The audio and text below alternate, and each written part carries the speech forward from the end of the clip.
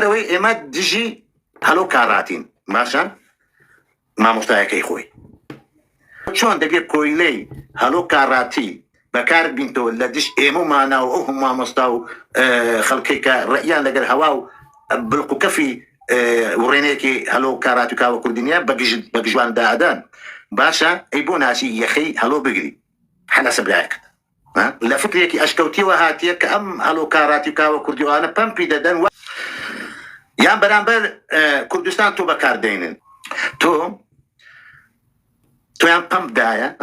پم دایا برانبر یچتی باشا بداية يا أو هم شرد ذكر خد كذبوا بالوان شيء دفعي ذكر دي أواني دفعي عن ذكر يوم ما مستعان أشهد بالله إيش شيء باش ذكي بون الدقود كاوا كردي وكم من بريطانيا بوتو زمان دنيا لسر من بروقسان أوكي كاوا كردي هلو كاراتيم أشكوتانيا كبام بددان توش دوري ليشتي أولا قرقرت بيديخن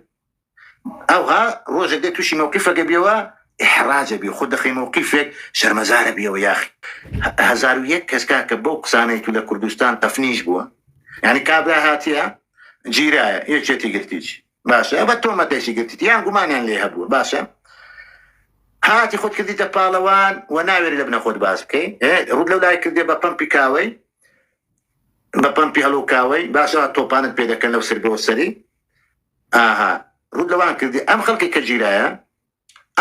تو داعشي أو تا يا أخي لسر بجوابي إخوتونا الباشا زان يا أخي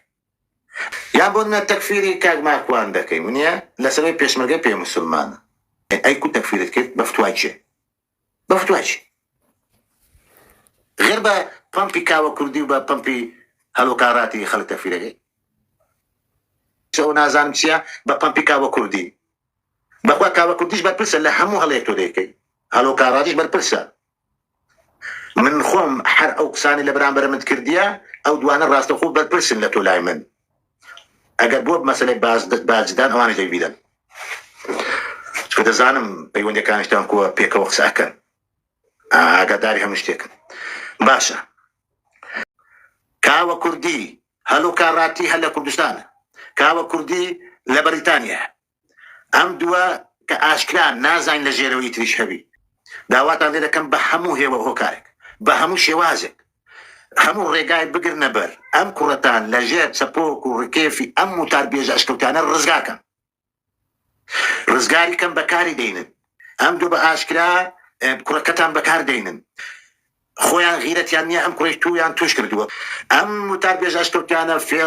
فيرن دين جنجي أو هاخسر قردانا كان لدى كوباو كان دا برنن يعني الأخلاق ولا بالريوان دانا برنن بكاريان بينن بعد في خويان بجهلي خويان بنزاني خويان وان لذا كان توشي هم كيشانا كان لكاتل دا أو كوري إيوة كاللاين كاو كرديو هالو كاراتي بام بدري شيت رجع مدن هيزو تربيجك يا شوي كاو كرديو هالو كاراتي وأنا كركتان بكار بينن شيء وايلي كردوا وتربيجك كان هالو كاراتي وكاو كرديو هاو شيء وكان أمانة أم جنزانة دروسة كان لسرو تبرعي ليدا كان حاشاي ليدا كان لبر أوي أو عندك كتنيان بيدا كان أو عندك كتنيان بيدا كان يتر دزانن واي ليدا كزنا يري تخني بكويتوا تاري أم أشكوتيانا بي يتر أم جنزانة دروسة كان بقجيان دادن سكايتيان بيدا كان حرتي هيدي كان يتر تكفير كردنو بينو برد إيشي وتار بيجا كان جنيا كان لبشتو ما مستاي أم داما وانا دروسيانا كان دي بروردو أخلاقي أم داماوي كان لدس كاوا كرديو هلو كاراتيو أشكبتي كان باب زين شلنا قرب سري كردوا جنز برو أقارئ أبا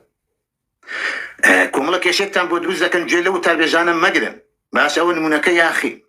ديان كيشي كملاتي بودروز با مستعكاش قبول كلا بردينا كبلن دي أما جاهلة كاوا بامبيدا دا كاوا كردي بامبيدا دا هلو كاراتي بامبيدا دا أو مبررني كابرا مشركة موحدة بدودروي كاوا كردي وبدودروي هلو كاراتي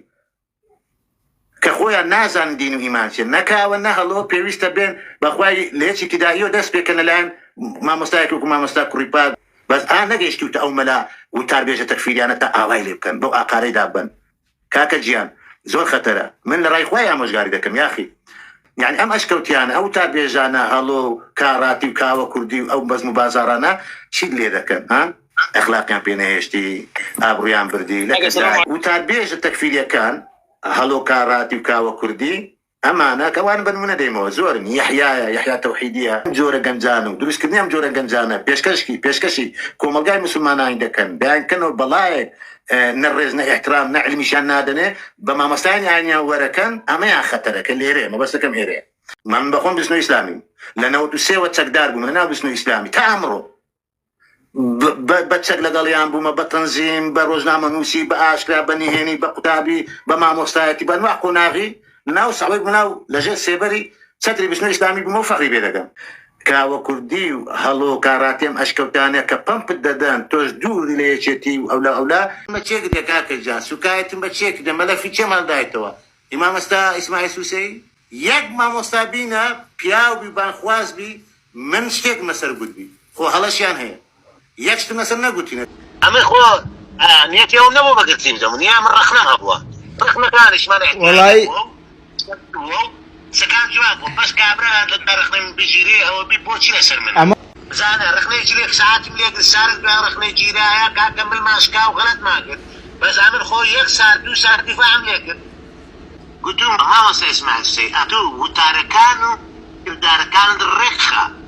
ده معقول نيه خلق لسر وتاركان بجيري وباخد نجيري مستكاملا لو سردم باتي إيش بيكر جون معالج باتي بو جون خلق ده سؤال سايشي كومان روي سوى سوريا دي بيهن نوا يا أخويا هاي الهوليانا دا لقى كرة سيانك كرم يان برام يان باكي تشوفو جيني مثل وهروها داود وروا ما قرنتي ما ورقت لها ساشي هيس كيشد نابي بلام وروا بعقلي وروا دانشو وعزلو اشتام بينو أمانة كأم كسيان ده هناوا بارتي ديدا ما مستكاملا تاوشي ما مستكاملا تاوشي معالج بو يعني غسل دماغي كاك الجهاد برويا حقيقة النية أمان أخويا الرجل أمان ولي أمر منه جاب وشوي نبي تلبى آيات وحديث ولو كسي أكل بو أوي ترسي أوي من ذلك تلبي لوي بكاتوا فكري جهاد وأمان النقد هم نيتا كردستان هم داك باو كسر عدكاو خلكسر عدكاو لتأمين ما مستكمل تساوش المعالج بو لأساشي بارتي ما ويكي زور أم خلك أهاتوا عقيدي جهادي لمشكي كالا كردو للا عند أنا درسي بيقول يعني واجبي أنا كده أو خلك كهاتو بواجبي لباتشو باي لاي ما مستكامران تساوشين توقيع هو دارني شو رجال الدرس بخيني تمام مستكامران أوكي إذا ديويد بلي أما تواو قناعتي كرت يا منيك يا مايتي دريج يا كدو بمشي ويا خلقك كان تيجان كجهاد درويو معزبان درويو أما نخوين الرجل دين أوهاني وهروها